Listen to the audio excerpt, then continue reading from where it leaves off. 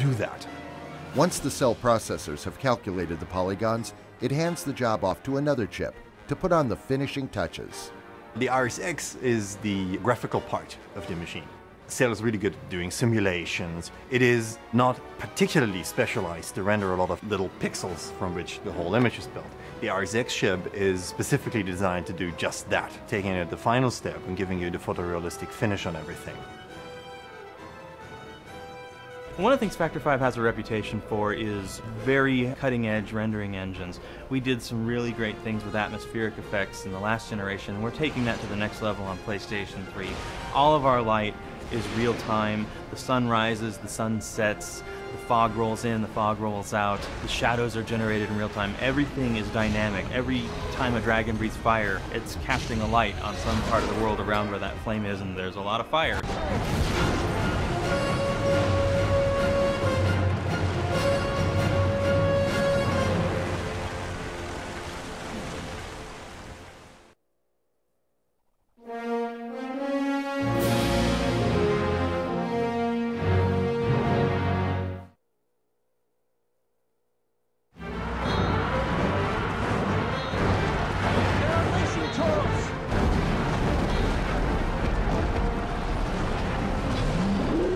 The power of Sony's cell processor allows programmers to create truly immersive gameplay that was unimaginable on other consoles. The best proof of what Cell and the PS3 really can do is probably that you've got dozens of dragons, sometimes hundreds of dragons, flying in the air, and you've got this complete air battle, and usually that would be about it. Now with the PS3, the crazy thing is we can at the same time have a complete real-time strategy battle with thousands of troops on the ground going on. Just like in a real battle, decisions are being made on all levels, but that does not mean one person can't affect the outcome. Down to the bridge and torch the enemy troops! The armies are fighting independent of you. The tide of battle is swaying independent of you. You can then go down and influence the tide of the battle, which is one of the key things to do, but they're shooting catapults at each other, the archers are fighting, the swordsmen are fighting against each other. There's literally 20,000 troops on the ground fighting it out. You're just one guy on one dragon, but what you do can turn the tide of battle. So at the top of the screen you'll see a little meter, and that's your morale meter. When the player does actions that help his side's cause, his troops will get energized and that meter will go up, and it will help you understand who's winning the battle. Keep up the assault! Your job is to figure out which things you want to affect, which aerial battles you want to become involved in, and which ground combats you want to become involved in.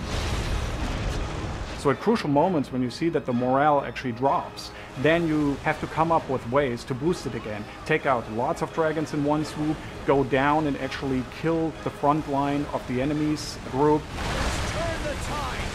Basically do gruesome things to the enemy which would boost the morale of your troops, and in general just figure out how that whole strategy works out from your perspective as just one guy in this huge battle. But in the end, even the most powerful tools are not enough. You need a creative, talented, and dedicated team to make the game truly great.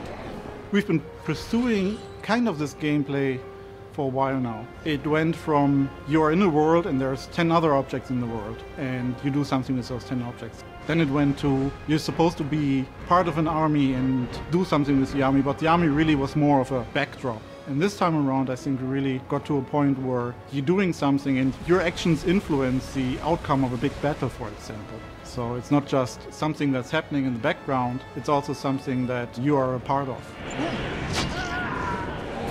It's really pretty limitless. We're doing all of these AI features for hundreds and thousands of objects, and at the same time still have enough CPU power left that we can simulate water, physics, many things in real time. So the thing about working on PlayStation 3 is that you have this immense amount of power. The longer you work on it, the more you can get out of it. At some point you have to finish your game. What we ended up doing, I think, was just about 90% of what we wanted to do in the end. We've been working on the hardware now since the first kits arrived, and we don't think we've even gotten to 50% of what this thing can do. We're very excited about the future.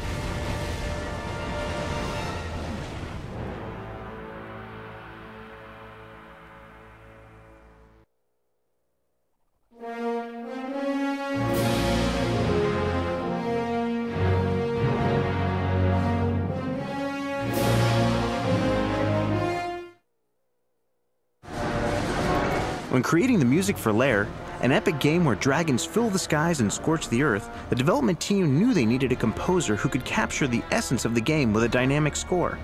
Our composer on this title was John Debney, and he was fantastic to work with. He's well known for his movie scores. Let's take everything up one dynamic in the strings only. He did Sin City and Passion of the Christ, and we were just really excited to work with him. Well, I was first approached by my agent. He asked me, have you ever considered doing a video game? And I said, I'd love to do one. Tell me about it.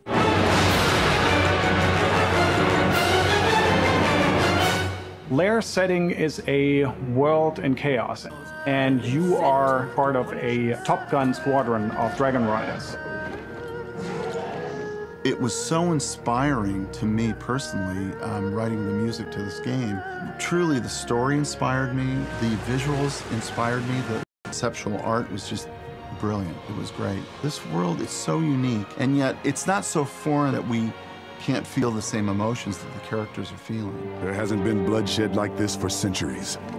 Some of them have never even seen battle.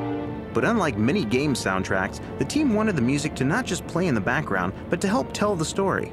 We wanted to have more of an operatic approach to the score itself, so it's more of an overarching music composition where we have a beginning, a middle, and end. Act 1 is more Assyrian, it's sort of high civilization. Act 2, then, we move into the Mokai, so it becomes a little more ethnic in nature. Act 3, we have a blending of the two things, of the high culture of the Assyrians and the very, very earthy feeling of the Mokai. So we have the music that mirrors the story. It just brings a whole new level to the experience that we're giving to the player. After months of hard work, the team came to London to record some of the greatest musicians in the world at the famed Abbey Road Studios. Today we recorded a 75-piece band, pretty much the full array of everything that you could ask for. I've had many directors that ask me, well, why do we need to go to a scoring stage? And I said, well, you'll find out. John sends us mock-ups in synth format of different vocalists, different instruments. The synth tracks are like a black and white snapshot of what the color photograph will be. And the great thing is when you're working with a creative team that maybe haven't experienced the energy and power of the live orchestra.